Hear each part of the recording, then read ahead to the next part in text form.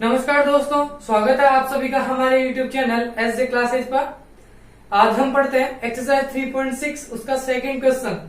यदि आपने अभी तक हमारे चैनल को सब्सक्राइब नहीं किया है तो प्लीज सब्सक्राइब कर दीजिए, वीडियो को लाइक कीजिए। यदि आपको वीडियो पसंद आए तो प्लीज कमेंट बॉक्स में कमेंट करके जरूर बताइएगा।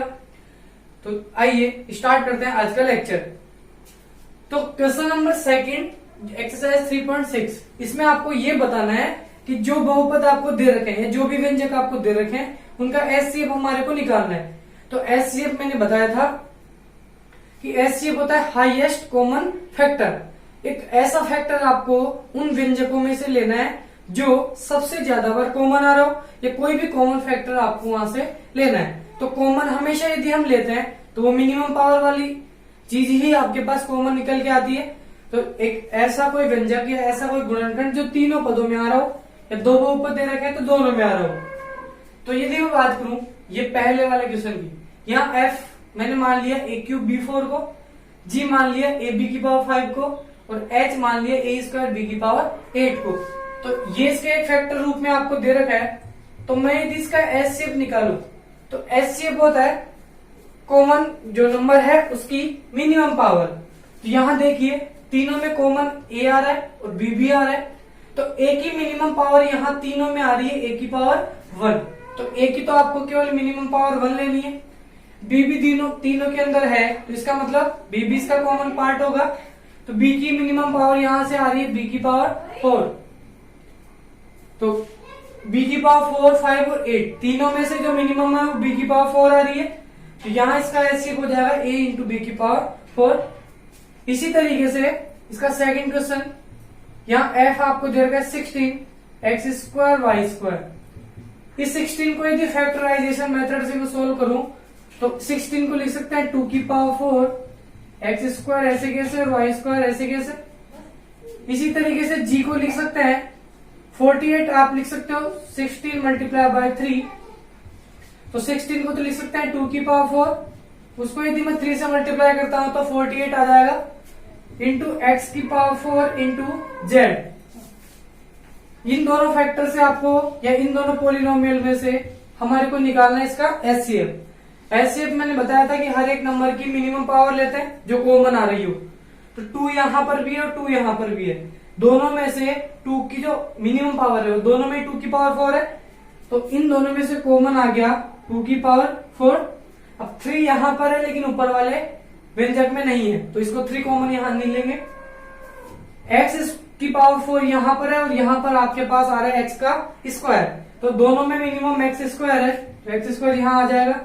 z यहां पर है तो यहां नहीं है, y² यहां है तो यहां पर नहीं है, तो यहां से y और z कॉमन नहीं आएगा। तो 2 की पावर 4 का मतलब होता है 16 और x² का x²। तो इन दोनों से जो इसका एलसीएम निकल के आ गया वो आ गया 16x²। तो देखिए अब सॉल्व करते हैं क्वेश्चन नंबर सेकंड उसका थर्ड वाला पार्ट। यहाँ आपको fx एक बहुपद दे रखा है x² माइनस 7x प्लस 12, दूसरा दे रखा है x² माइनस 10x प्लस 21, तीसरा दे रखा है x² प्लस 2x माइनस के 15। सबसे पहले यदि मुझे इसका एचसीएफ निकालना है तो पहले इसमें फैक्टर रूप में इसको चेंज करना होगा, फिर ही हम बता पाएंगे कि इसमें से कुछ कॉमन आ रहा है या नहीं आ रहा। तो अब ये द्विघात समीकरण के रूप का है या द्विघात बहुपद के फॉर्म में है, तो पहले इसके टुकड़े में करूं तो यहाँ ऐसा नंबर आपको लेना है जिनको मल्टीप्लाई करें तो 12 आए, ऐड या सब्ट्रैक्ट करें तो माइनस का 7 आए। तो इसके फैक्टर होंगे x² माइनस का 4x माइनस का 3x प्लस का 12। इन दोनों में से एक पेयर बन गया, इन दोनों का एक पेयर बन गया। दोनों में से कॉमन ले लिया x, तो यहाँ से बच गया x माइनस का 4, यहाँ से माइनस का 3 यदि कॉमन लेते हैं तो यहाँ भी बन जाता है x माइनस का 4। ये एक फैक्टर ये बन रहा है और ये दूसरा वाला पद ये है, दोनों में से कॉमन आ रहा है x माइनस का 4, तो यहाँ बच गया x माइनस का 3। इस तरीके से आप इसके फैक्टर करोगे।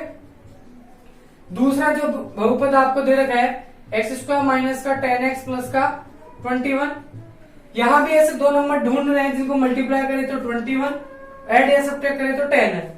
तो यहाँ आ रहा है x² माइनस का 7x प्लस का 3x, सॉरी माइनस का 3x, 7 3 जा 21 मिल जाएगा, और दोनों को ऐड करेंगे तो माइनस के 10 भी यहां से मिल जाएगा।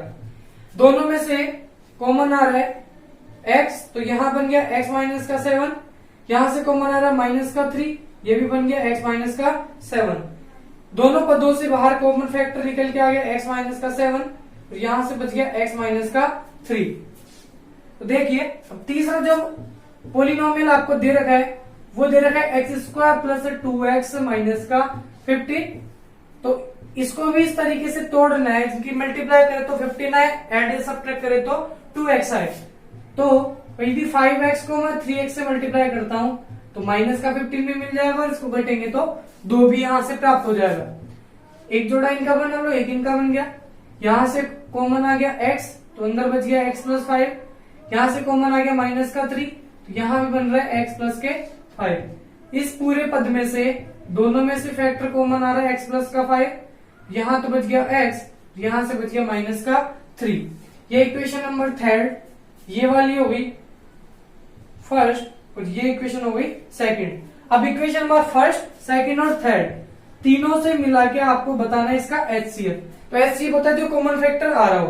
तो तीनों में से देखो क्या कॉमन आ रहा है, यह x माइनस 4 है और किसी में नहीं है, यह x माइनस 3 इसमें भी है, x माइनस 3 इसमें भी है और x माइनस 3 इसमें भी है। तो तीनों में से जो कॉमन फैक्टर आपके पास निकल के आ गया वो x माइनस 3 है और इसकी मिनिमम पावर भी 3 है, सॉरी मिनिमम पावर इसकी 1 ही है। यहाँ x माइनस 7 है और किसी में नहीं है, यहाँ x प्लस 5 है तो और किसी में नहीं है। तो इसका जो HCF आएगा वो आएगा x माइनस के 3। देखिए सेकंड क्वेश्चन का फोर्थ पार्ट, यहाँ fx दे रखा है x प्लस 3 का होल स्क्वायर, x माइनस 2 इससे मल्टीप्लाई हो रहा है। दूसरा gx मान रखा है x प्लस 3 और x माइनस 2 का होल स्क्वायर। तो यहाँ आपको फैक्टर करने की कोई जरूरत नहीं है, क्योंकि फैक्टर हमारे को क्वेश्चन में ही दे रखे हैं। तो मुझे इसका केवल HCF निकालना है। तो एक फैक्टर आ रहा है x प्लस 3 और दूसरा फैक्टर आ रहा है x माइनस का 2। तो x प्लस 3 का इसमें और इसमें दोनों बहुपदों में जो मैक्सिमम पावर है वो तो नहीं लेनी, मिनिमम वाली पावर लेनी है, क्योंकि कॉमन मिनिमम वाला ही आता है। तो x प्लस 3 यहाँ 2 पावर में आ रहा है, x प्लस 3 यहाँ पावर 1 आ रही है। तो मिनिमम आपके पास पावर 1 है, तो x प्लस 3 की पावर 1 कॉमन आ गई। यहाँ भी x माइनस 2 की पावर 1 है और यहाँ पर 2 है, तो दोनों में से x माइनस 2 की मिनिमम पावर 1 कॉमन आ गई। तो इसका जो HCF निकल के आ गया वो आ गया x प्लस 3 और x माइनस का 2। इसको आगे यदि आप सोल्व करोगे तो दोनों को मल्टीप्लाई कर सकते हो। तो x को x से मल्टीप्लाई किया तो x स्क्वायर, माइनस 2 से मल्टीप्लाई हुआ तो माइनस 2x प्लस का 3x और माइनस का 6। तो यहाँ बन गया x स्क्वायर, दोनों कट के आ गया x माइनस का 6। तो देखिए अब फिफ्थ पार्ट पढ़ते हैं सेकंड क्वेश्चन का। यहाँ आपको fx दे रखा है 24। तो इस fx के यदि मैं फैक्टर करूं तो 24 के पहले फैक्टर करने होंगे। तो 24 को मैं लिख सकता हूं 2 का क्यूब 8 इंटू 3। अब देखिए इसके अलावा ये जो टर्म आपको दे रखी है इनमें से x का स्क्वायर कॉमन तीनों में आ रहा है, मैं बाहर कॉमन ले लेता हूँ x स्क्वायर। तो अंदर आपके पास बचेगा 6x स्क्वायर माइनस का x माइनस का 2। और इसके यदि और फैक्टर यदि हम करेंगे तो 3 इंटू एक्स स्क्वायर। तो देखो यहाँ आपको ऐसा नंबर लेना है जिनको मल्टीप्लाई करे तो माइनस का 12 आए, एड या सब्ट्रैक्ट करे तो माइनस का x आना चाहिए। तो 6x स्क्वायर इसको मैं लिख सकता हूँ माइनस 4x प्लस के 3x माइनस का 2। 2 का cube into 3 into x square. ये पेयर इन दोनों का बन गया, एक पेयर इन दोनों का बन गया। इन दोनों में से 2x आपके पास कॉमन आ रहा है, यहाँ बन गया 3x माइनस का 2। यहाँ 1 कॉमन आ रहा है तो 3x माइनस का 2 इधर बन गया। तो ये दोनों मिलके बन गए 2 cube into 3 into x square. और जो अंदर आपके पास फैक्टर बचेंगे, एक तो 3x माइनस का 2 दोनों में कॉमन आ रहा है और यहां से तो बच गया 2x, तो यहां से बच गया 1। तो जब fx के फैक्टर किए तो कुछ इस तरीके से इसके फैक्टर प्राप्त हुए। इसी तरीके से यदि मैं gx के भी फैक्टर करूं, पहले 20 के फैक्टर करने होंगे। 20 को लिख सकते हैं 2 का स्क्वायर 4 और उसको मैं 5 से मल्टीप्लाई करूं तो 20 आ जाएगा। अब इस सभी पदों में से आपके पास जो बाहर कॉमन आ सकता है वो आ रहा है x की पावर 4। तो अंदर देखिए 6x स्क्वायर प्लस का 3x प्लस का 1, ये आपके पास अंदर बच गया। अब आपको इसके भी फैक्टर करने हैं 5 इंटू एक्स की पावर 4। तो इन तीनों के फैक्टर करने हैं। तो ऐसा नंबर ढूंढो जिनको यदि मैं मल्टीप्लाई करूं तो आपके पास आना चाहिए 3x और ऐड या सब्ट्रैक्ट करने पर आपके पास आना चाहिए 6x का स्क्वायर। तो 6x स्क्वायर तो यहां से किसको मल्टीप्लाई करेंगे 6 है तो 3 टू 6 मिलता है और 3 6 1 जा भी 6 मिलता है। तो इसके फैक्टर यहां से नहीं हो रहे, तो इसके फैक्टर यदि नहीं हो रहे तो इसको आपको ऐसे ही यहां पर लिखना होगा, क्योंकि ऐसे कोई दो नंबर नहीं है इनको मल्टीप्लाई करें तो 6 है और ऐड या सब्ट्रैक्ट करें तो 3 है। तो इसका जो एचसीएफ होगा हमने इसके फैक्टर दोनों से कर दिए, ये होगी इक्वेशन नंबर फर्स्ट और ये वाली होगी इक्वेशन नंबर 2। दोनों में से जो कॉमन होगा वही इसका एचसीएफ हो जाएगा। तो कांस्टेंट टर्म को देखते हुए हमारे को इसमें कॉमन निकालना है। 2 की दोनों में जो मिनिमम पावर है वो आ रही 2 का स्क्वायर, क्योंकि मिनिमम वाली दोनों में कॉमन आएगी।